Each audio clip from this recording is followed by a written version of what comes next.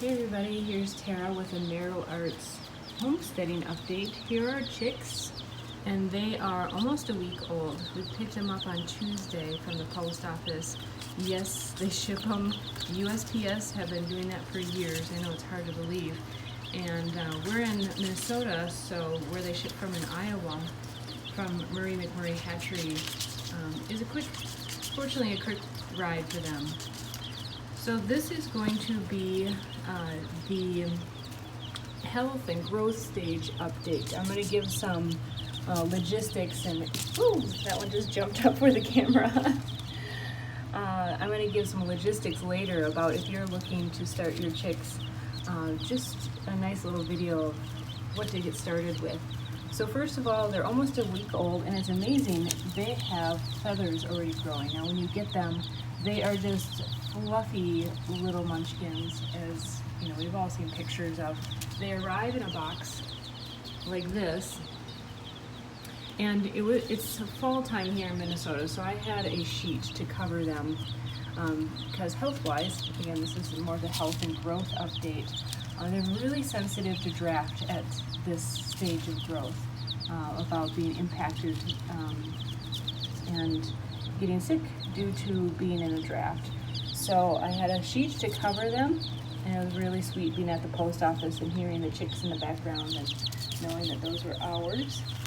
So, like I said, they're almost a week old, and let's see, health-wise, they come walking, running right away. I'll share the video also when we started teaching them how to, right away you want to pull them out of their little travel carrier and teach them how to drink right away, which is very easy. You just dip their beaks in the water, and we have this little chick water for them, and they just know to go back. But we also learned about, imagine this, that they can learn to use the hamster water, and there's also a poultry version that you just buy what are called the nipples, and you put them on a regular drinking bottle. But we got this one to start with, and look, they've learned how to do it. It took a little while because when they're so little especially, it was actually hard for them to push that ball bearing. But if I just tap it, watch. Well, there we go. Yeah, they see something going on, and so then I would tap the end, and they would see the water come out, and then they would gobble up the water and then eventually figure out how to push the ball bearing. Now again, whether it was a learning curve or strength, I think a fair amount of it was strength even, to learn to push on that ball bearing. They eventually got it. When I came into the shop this morning, yesterday I'd filled this up about the same amount, and this was all the way down to here. So they really have learned how to drink out of this hamster water, which is super handy because anyone who's raised chicks know that this kind of watering system, inevitably now, I just cleaned this morning 10 minutes ago, but in another 10 minutes this will be full of shavings. I mean, it happens so quickly that these get full of stuff, and what we do is we just pick it up. We have a little shop garbage next to us, and then we'll just tip it over a little bit, and the water pressure will kind of shoot out a lot of the shavings, and then they'll have fresh water. Now fortunately we can keep the chicks here in a brooder that is in a shop, so it's temperature stable. We can easily come and visit them. It's actually a large shop garage attached to our house, so that's really advantageous, just to be able to check on them often and be around them often. So as far as health more, because I'm kind of getting into a little bit of the logistics of taking care of them. So more about the health. We start them out on a chick starter food, and we do happen to have a granary nearby that has a organic no soy version. So we're really fortunate in that. Boy, you have to look around pretty good to find that. So we're in rural-ish Minnesota, and we're able to find that. Otherwise, you can find some standard feeds at a Runnings or a similar type store. And we recently just started sprinkling in some grit. McMurray sends and a couple sheets worth of instructions, which is really helpful. I don't remember seeing that on the original order when I first placed the orders. I'm going to check on that, but I would make that recommendation to them to send it right away, because I remember we've had chicks before, but I just remember I was refreshing my memory on a bunch of chicken care, and of course McMurray wants you to have very good success, and so I found that their list has been super helpful. So we just started sprinkling some grit, which is basically sand. And they say for the beginning, just sprinkle it kind of like you would salt your food. And the grit helps their digestive system to grind up the food since they don't have teeth. But the chick food is basically like powder anyways. But just rather than to be safe than sorry, we have sprinkled in some of that grit. Now let's see, what else health-wise before I tend to go into the brood care. Let's see if we can catch this one falling asleep. It's like the cutest thing ever. Two of them falling asleep together. Oh, and then the other one behind them, they're going down. Oh my gosh, it's the cutest thing. They are the best, natural entertainment, and I think the sound is so therapeutic. So, health-wise, of course, we could not forget about this. So, I'll give me one shot of the poop here. It's pretty mucky, yucky poop, but it has a tendency to get stuck on their rears. So got a nice fluffy butt here, doing good. Yep, so that's part of the care. You gotta check their little fluffy butts, every one of them, to make sure they don't have pasty butts. And what can happen is that sticky poop can just keep picking on them. They do that sometimes, but definitely want to deter that. Some of them are just a little more aggressive too, maybe. Because what that can lead to, by the way, is you don't want them actually pecking. I mean, there's going to be a pecking order, of course, but when they're in a smaller space, you don't want them pecking at each other where they start bleeding and so forth, and then they just can really escalate. We have had good luck with that, so knock on wood. Anyways, back to the pasty butts. You gotta check them because they can actually plug up the hole where they defecate from, and a chick could die. So yesterday I spent a good amount of time cleaning pasty butts, and what I recommend is taking a warm washcloth, and I had a leftover sour cream container that I just filled with warm water as well, so that as backup. And just really saturated it pretty good. First of all, you don't want to chill the chicks. There's one that we might need to check on this rear a little bit. But you just mainly want them to be nice, cute little fluffy butts like all those. So take a warm, saturated washcloth and just, hold the chick and let the pastiness soften, because it gets really hard actually if they're not caught soon enough. And of course they get pretty stressed when you're doing that. And so that can take good 5-10 minutes at least. One of them I actually had to take a nose hair trimmer. I saw that it was far enough away from the skin and it was so hard that it was not softening well. And so rather than just trying to keep working at it and stressing out the chick, I saw that it was far enough away from the skin and had enough room that I could just clip it off. So I took one of those curved nose hair trimmers, and I just trimmed it off, and that was so much better. Less stress and obviously less painful for the chick as well. Okay, what else health-wise? So when I order the chicks, I do not have them vaccinated, and we have done just fine in the past with that. And I do order their chick, I'm forgetting what it is, but it's a vitamin.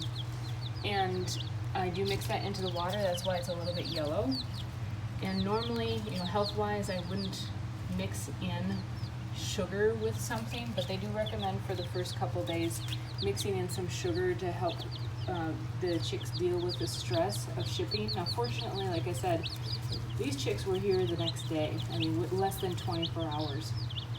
So relatively, the shipping stress was less than chicks that would take a couple days. but I still did the sugar. But what I did is I used organic raw sugar. And interestingly, sorry, I gotta switch hands and gotta figure that out. Interestingly, I learned the other day, I run an online herbal education school, and someone mentioned in the comments of one of our classes that she grows tropical fruits and vegetables and plants.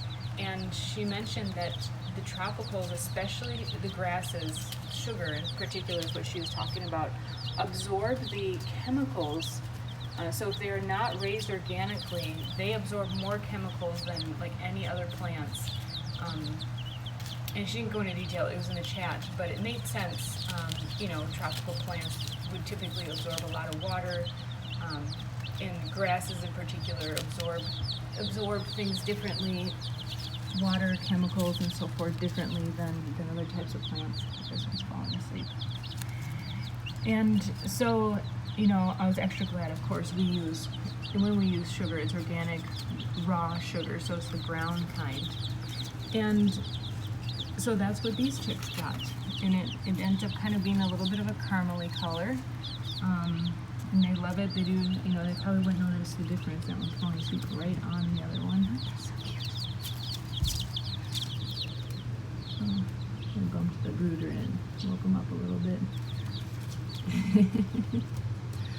So, yeah, let's focus. There we go. Let's focus on that one a little better. So, definitely using organic. I am a big proponent for a number of reasons that I won't go into all of them. So they got sugar for 3-4 days in their water along with the vitamins, and then we do also do the apple cider vinegar with garlic, which I'll probably do a separate video. This one's already getting kind of long, but just can't get enough of watching those cute little chicks, right? Especially when they're falling asleep. Like, they fall asleep standing up too. It's hilarious. So what else for health? Oh, I also put in Flower Essence's Rescue Remedy. Now, first of all, I probably have to back up, because flower essences, I've met people who work at co-ops and don't know what flower essences are. It's not a critique, it's just a comment. But so flower essences are an herbal remedy, but they're an energetic herbal remedy. And what I mean by that is that there's technically nothing in there except for water and alcohol, and so they're more like an herbal homeopathic. They're a vibrational remedy. And so flower essences, if you imagine, the way I like to explain it is, if someone gives someone roses, that is a symbol of love, right? If someone gives someone tulips, it might just be more like kind of a fun spring energy. And so these flowers literally have these kinds of energies to them. The flower impatiens, for example, actually does help with patience. Not spelled exactly the same, but pretty amazing. So it doesn't care about the spelling. So what I used was a flower essence a combination called Rescue Remedy. And Rescue Remedy actually has been studied. There are studies where it has been used in traumatic events like, might have been the Haitian earthquakes or maybe Jamaica, I think it's Haitian. But there are several studies where they've actually monitored people after taking these remedies, and there's statistically a noticeable difference. Well, if you take them yourselves after a traumatic event, and it doesn't even have to be a highly traumatic event, it could even just be like a difficult phone call or email or something. Or like these chicks had a rough trip. They're 1 day old and they go from Iowa to Minnesota, all cuddled in a box, not knowing where they're going, not with their mama for sure. And so I gave them ever since I've been giving them Rescue Remedy in their water. And I just put 4 drops in a gallon. You don't need much. And yeah, they have been doing really well. Now, I can't ask them, gosh, do you feel better after at Rescue Remedy? But I know for myself, when I've taken it, that it makes a huge difference. So, I'm still sleeping. Oh, I'm sleeping too. Yeah, they're pretty darn cute.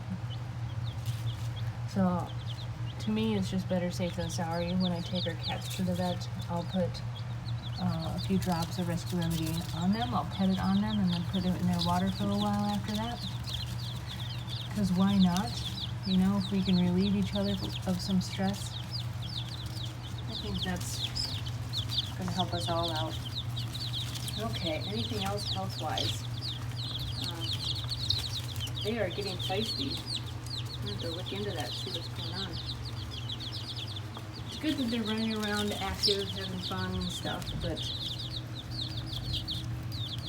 definitely, and this should be enough space for them for quite a while. That's another thing, is making sure there's enough space for the amount of chicks you have.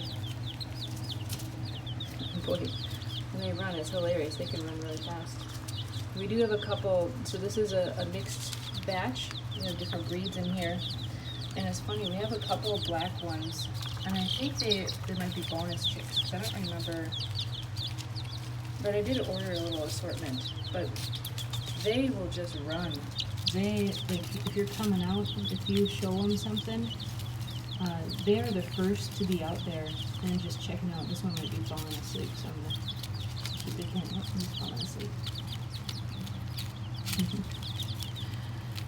So it's just really funny to see. There is definitely a difference in personalities among the breeds. We have some Rhode Island Reds here. We also have some Aracanas, which tend to be a little more wild. This one, I'm not sure which one this one is. It's not either of those. I got also a mixed batch along with it. A few mixed ones, and we got a few bonus ones. It's like standing up literally. So it's really interesting to see how their personalities, their characters vary by the type of chicken. So the Rhode Island Red, for example, are very, very agreeable and great layers. The Aracanas are a little more wild, so here's an Aracana. They're a little more wild. My husband said they're kind of a little bit more pheasant-like, I think he said. Here's another one. And some of them have little fluffy cheeks. It's pretty cute. But they're definitely not as agreeable as like these little light-colored ones. I think those might be the reds as well, even though they're... So I think that there's a sex-linked coloring. I'll have to look that up. I think these really light ones are the female reds, and then the red ones are the male reds, because I got some of both. So maybe more on that later. Okay, so that was a big update for the first week. I just cleaned this brooder. They did last several. It lasts from Tuesday to Saturday, although I spilled this water the other day, so I did end up cleaning half of it.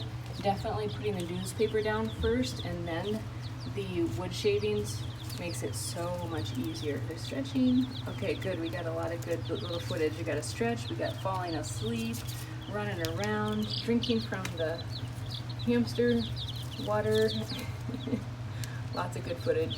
So yeah, by Saturday morning, it was good and dirty, needed a full cleaning, but it was super easy because I just rolled up the papers on one side and then did it on one side and then rolled up and then put in the new stuff on one side, and then I put all the fresh water and the food on this side, and they wanted to come over to this side. Super easy because then this side was ready for me to work on. So yeah, it takes some time, but it's a very enjoyable process. So if you're thinking about getting chicks, good luck, and we'll keep updating here with some fun stuff. There's a lot of great information online. Just thought it'd be fun to do an update while you can watch these cute little critters. They're just adorable. And look for those pasty butts. We've been doing good here. We had a couple bad ones the other day, but we've been doing good since. And they grow out of it. Boy, and then just since, but they were hatched. They must have been hatched on Sunday to ship on Monday. And so not even a week old, and they're getting those cute little feathers. Cute little guy. That's an Aracana. His fluffy cheeks. Alright. And then they'll huddle. And they'll be settling into sleep. Someone's definitely going to end up running over them. And fall asleep instantly like that. So cute. Yep, exactly. Right on time. I don't know how once they finally all sleep together, which they do at night, they'll all sleep. That's when they probably get their best sleep. Hope it was falling asleep standing up. I was going to cut this off, but it's so darn cute. He's falling asleep standing up. Okay, is he going to end up laying down? Where's this going to go? Oh, he's tipping a little bit. Hanging in there. All right. Great entertainment, as you can see.